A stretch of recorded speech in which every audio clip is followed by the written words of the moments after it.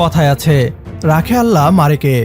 গণ অভ্যুত্থান পরবর্তীতে বাংলাদেশের অর্থনীতিকে ধ্বংস করতে দেশি বিদেশি নানা ষড়যন্ত্র হয়েছে।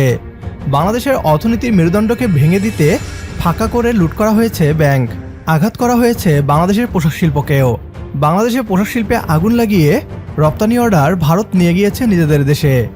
বাংলাদেশের অর্থনীতিকে চাপে রাখতে শ্রমিকদের ভুল বুঝিয়ে রাস্তায় নামানো হয়েছে।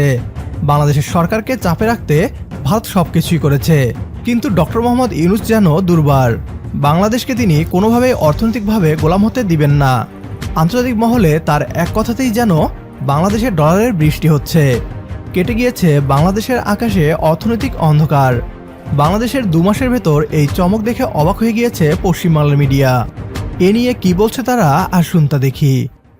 अब बात जरा करते हैं बांग्लादेश की। बांग्लादेश से खबर फिलहाल यह है कि उसने भारत से अपने राजदूत को वापस बुला लिया है।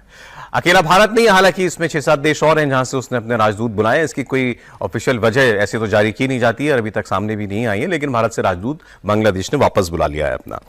इसके अलावा वहां पर जो एंटी इंडिया प्रदर्शन है और एंटी हिंदू प्रदर्शन है वो रुक नहीं रहे हैं।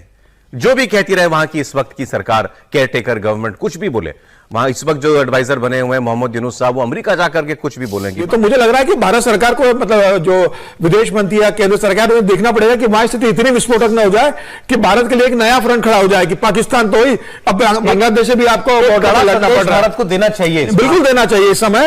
और मुझे लग रहा है कि खड़ा हो, जिस तरीके से भारत का इन्वेस्टमेंट है, भारत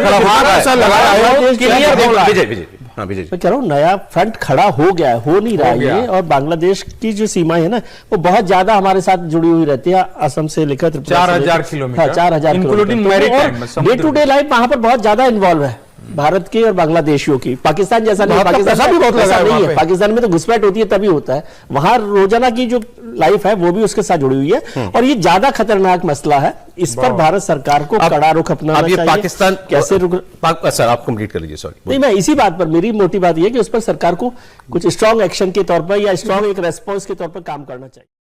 যে জাতি রক্ত দিতে জানে সেই জাতি কখনো ব্যর্থ হয় না, তা আরও একবার প্রমাণিত হলো। দেশি বিদেশি সকল ষড়যন্ত্রের শেকল ভেঙে বাংলাদেশের অর্থনীতি এগিয়ে যাচ্ছে। ভারত আর তাদের দোসররা ভেবেছিল বাংলাদেশকে এমনভাবে ফাঁকা করেছে তারা আর কোনোদিন হয়তো দাঁড়াতে পারবে না, কিন্তু ডক্টর মোহাম্মদ ইউনূস তার জাদুতে 2 মাসেই বাংলাদেশের চেহারা পাল্টে দিয়েছেন।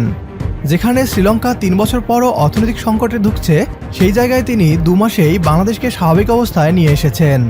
আজ বিশ্বব্যাংক থেকে শুরু করে সকল দাতা সংস্থা অর্থ দিচ্ছে হাত খুলে, কারণ তারা জানে বাংলাদেশের রাষ্ট্র ক্ষমতায় কোনো চোর নেই, বরং এক নোবেলজয়ী অর্থনীতিবিদ আছেন। আমাদের সাথে যদি আপনি একমত হন তাহলে কমেন্ট বক্সে ইয়েস লিখে জানিয়ে দিন আমাদের। সেই সাথে ভিডিও শেয়ার করে দেখার সুযোগ করে দিন আপনার বন্ধুদের। আপনার একটি শেয়ারে হয়তো অনেকেই জানবে বদলে যাওয়া বাংলাদেশের বদলে যাওয়া অর্থনীতি নিয়ে। পরবর্তী ভিডিও দেখার আমন্ত্রণ জানিয়ে বিদায় নিচ্ছি আজ। আল্লাহ হাফেজ।